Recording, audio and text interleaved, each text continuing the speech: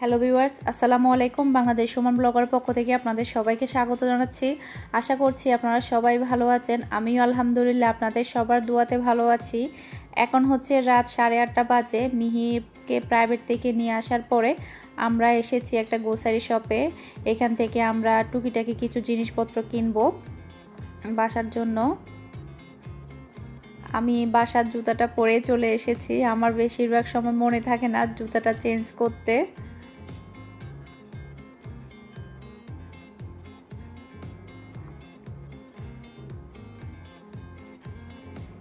এখানে হচ্ছে মোটামুটি সব ধরনের জিনিসপত্রই পাওয়া যায়। আমরা প্রায় সময় এখান থেকে যেগুলো লাগে টুকিটাকি সেগুলো কিনে নিয়ে যাই। মিহির পছন্দের ড্রিঙ্ক পোকারি, তার ফেভারেট, সে ডেলি 6টাও খেতে পারবে।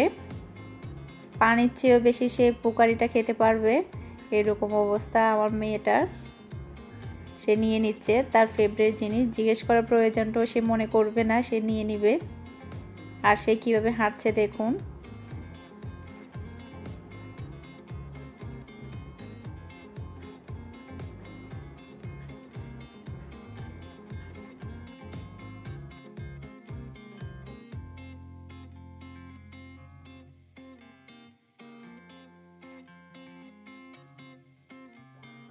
বাসায় এসে মিহির জন্য আর হুজুরের জন্য নাস্তা তৈরি করছি।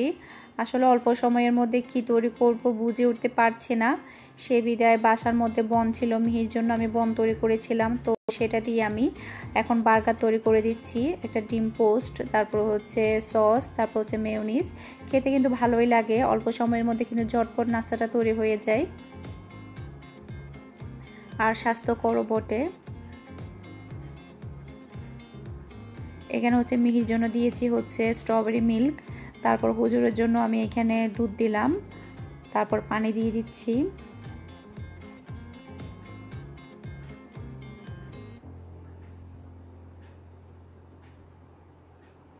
আমরা রাতের খাবারটা বাইরে থেকে কিনে নিয়ে এসেছি। এটা হচ্ছে চিকেন ফ্রাই, তারপর হচ্ছে হলুদ পোলাও।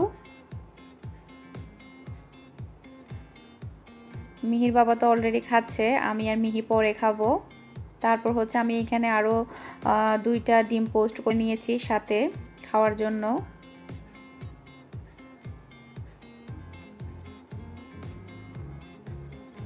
আমাদের বাসায় হচ্ছে ছাদের উপরে মিহির বাবা অনেকগুলো কবুতর পালে, প্রায় 30 থেকে 40টা হবে কবুতর। তো একটা কবুতরের মধ্যে হচ্ছে পায়ের মধ্যে সুতা পেতে গিয়েছে, পাটা একদম কেটেই যাচ্ছে।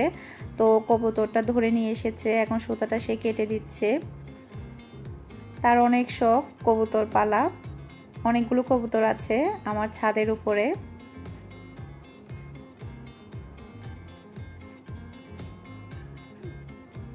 অনেকটা পা কেটে গিয়েছে সুতার কারণে। এটা হচ্ছে পরের দিন সকাল। আমি দুপুরে রান্নার জন্য প্রিপারেশন শুরু করে দিয়েছি। আজকে আমি দুপুরে রান্না করব মূলা শাক ভাজি, ডাল, তারপর হচ্ছে এই মাছটা দিয়ে আমি ফুলকপি আর আলু দিয়ে রান্না করব। এই মাছটা খেতে অনেকটা তেলাপিয়া মাছের মতো, দেখতেও কিন্তু একদম তেলাপিয়া মাছের মতো আমাদের বাংলাদেশের।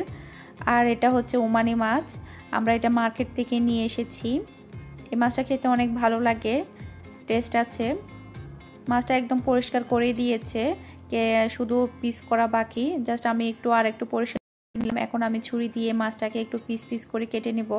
আমি কিন্তু সব মাছই, বড় ছোট সব মাছই কেচি দিয়ে পিস করি, আমার কাছে অনেক ভালো লাগে। এখন আমি মাছটাকে একটু ভালোভাবে পরিষ্কার করে নিব। এরপর হচ্ছে লবণ আর হলুদ দিয়ে পরিষ্কার করে নিব। এরপর হচ্ছে আমি মাছটাকে ফ্রাই করে নিব।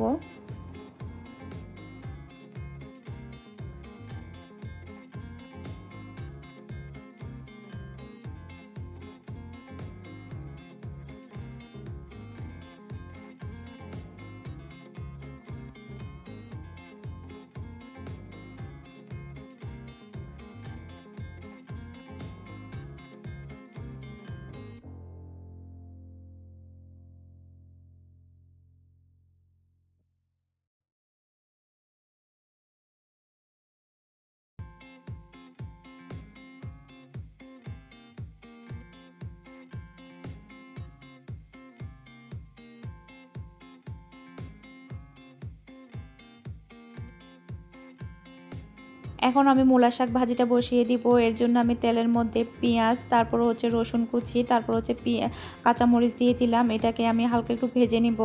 আমার আজকের ব্লগের ভিডিওটা যদি আপনাদের কাছে ভালো লেগে থাকে প্লিজ আমার চ্যানেলটি সাবস্ক্রাইব করবেন, পাশে থাকা বেল আইকনটি অন করবেন। ভিডিও সম্বন্ধে কোনো মতামত থেকে থাকলে আমাকে অবশ্যই কমেন্ট করে জানাবেন। আর আমার কথার মধ্যে যদি কোনো প্রকারের ভুল ত্রুটি হয়ে থাকে প্লিজ সবাই ক্ষমা দৃষ্টিতে দেখবেন।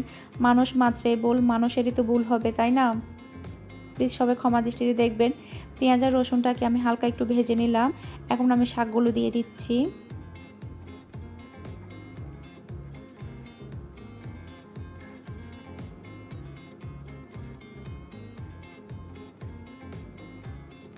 শীতের সময় মূলা শাক ভাজির সাথে হচ্ছে গরম ভাত খেতে অসাধারণ লাগে।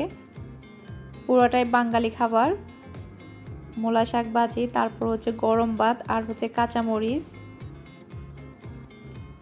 এখন আমি এটাকে একটু ঢাকনা দিয়ে ঢেকে রাখবো যাতে করে শাকটা একটু নরম হয়ে আসে। আমার শাক ভাজিটা হয়ে গিয়েছে। আমি মূলা শাকটাকে একদম শুকনো করে ভাজি করেছি। এভাবে ভাজি করলে কিন্তু খেতে অনেক ভালো লাগে। আর সাথে যদি কয়েকটা শুকনো মরিচ দেওয়া হয় তাহলে কিন্তু আরও বেশি দারুণ লাগে।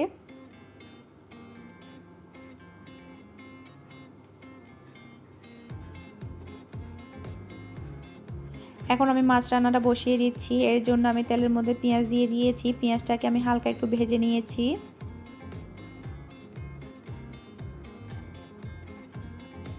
এখন আমি দিয়ে দিব রসুন বাটা, তারপর দিয়ে দিব হচ্ছে আদা বাটা।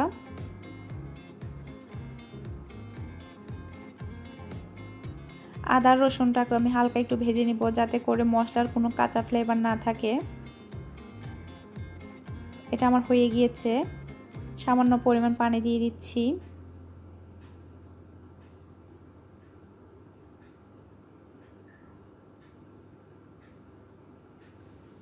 আমি এখানে মশলাগুলো দিয়ে দিয়েছি, হলুদ, ধনে, মরিচ, জিরা, লবণ, সবগুলো মশলাকে দিয়ে আমি এখন টমেটো দিয়ে দিয়েছি। এখন আমি এটাকে ভালোভাবে কষিয়ে নিব। ভালোভাবে কষিয়ে নিলাম। এখন আমি ফুলকপি, তারপর হচ্ছে আলুগুলো দিয়ে দিলাম। এখন আমি এটাকে ভালোভাবে মিশিয়ে ঢাকনা দিয়ে ঢেকে রাখবো যাতে করে সবজিটা ভালোভাবে কষানো হয়।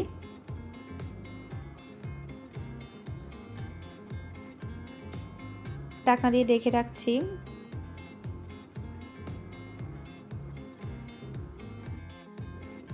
ঢাকনাটা উঠিয়ে নিচ্ছি। তরকারিটা কষানো হয়ে গিয়েছে। এর মধ্যে কিন্তু তরকারিটা অনেকটা সেদ্ধ হয়ে গিয়েছে কষানোর মধ্যে। এখন আমি পানি দিয়ে দিব।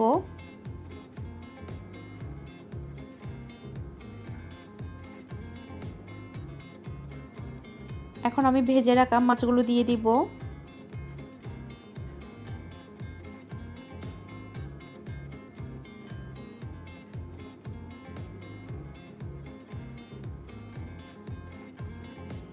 একটু ভালোভাবে মিশিয়ে নিব।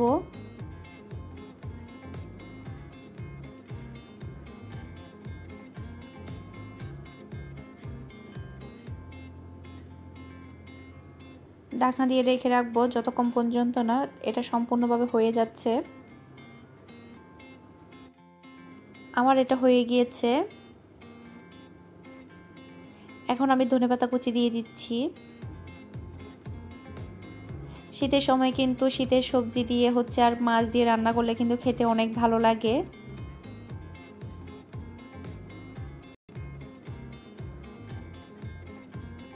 খুবই টেস্টি হয়েছে, খুবই সুন্দর একটা কালার এসেছে। এটা হচ্ছে দুপুরের পর। মিহি হচ্ছে মিহির বাবার এক্সারসাইজের জিনিসপত্র নিয়ে ও এক্সারসাইজ করছে। দেখুন ও কি করছে, কত দুষ্টু সে। তার বাবাকে ফলো করে, তার বাবা কিভাবে এক্সারসাইজ করে সেগুলো ফলো করে সে।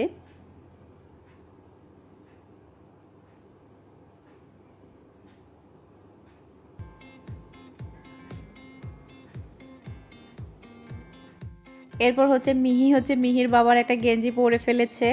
ও সব সময় ওর বাবার গেঞ্জি পরে, ওর কাছে মনে হয় ওর বাবার গেঞ্জি পরলে অনেক ভালো লাগে।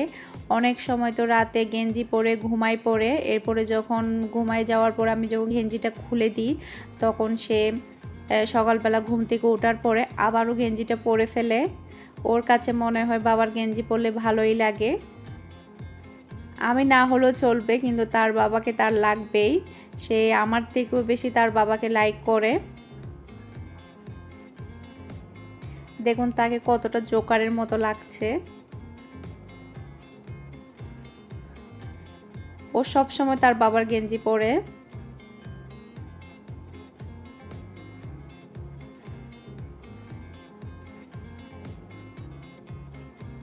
আশা করছি আমার আজকের ব্লগের ভিডিওটা আপনাদের কাছে ভালো লেগেছে।